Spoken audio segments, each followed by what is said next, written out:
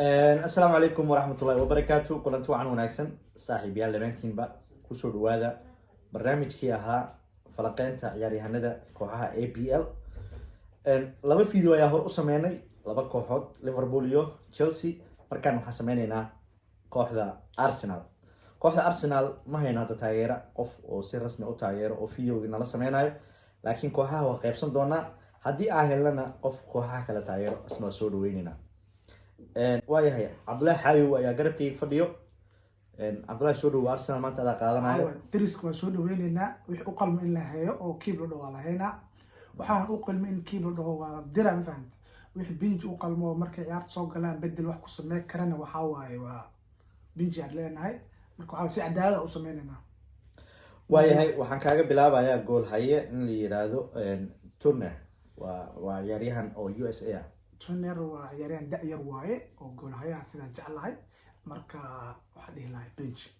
okay, ciyaaryahanka kale ee hadda goosh ugu jiro Aaron Ramsdale waxaa waaye waa keep waaye waxaa lagu soo bilaabaa one of the best waaye. one of the best. okay, Turner ka waran ninkaas isna.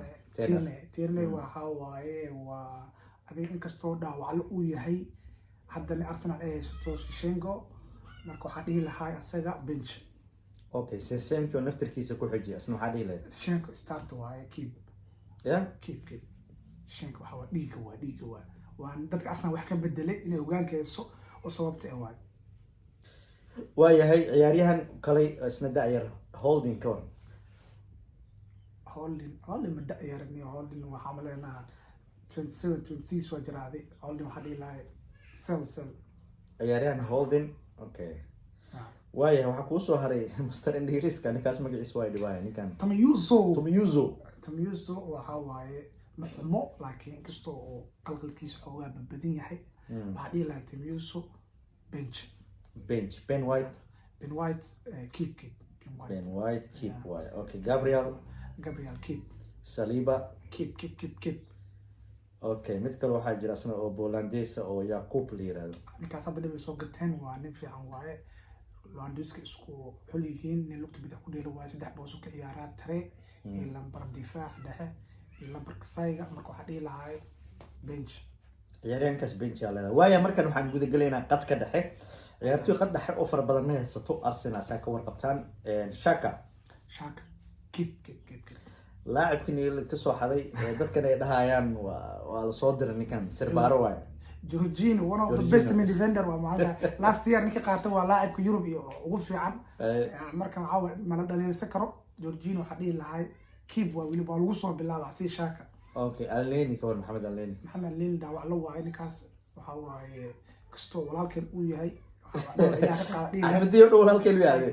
ninka Maxamed Alneni nin muslim waa xitaa diinta ku adag oo badan kasoo Quraan akhrinayo, laakiin waxaa dhihi lahaa walaalkeen waxaa waaye dhaawac ilaahay ka qaada bench alle.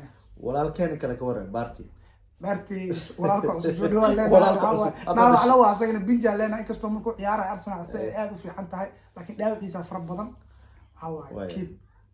Odegaard waa laacibka ugu jeclaa Arsenal. haddii la dhihi lahaa Arsenal ciyaaryahan ka qaado nina Odegaard kama qaateen. waxaa marka keep isku ra'ayana ninkaas ana xataa Liverpool inay geeyo raba la faatay la siinayo.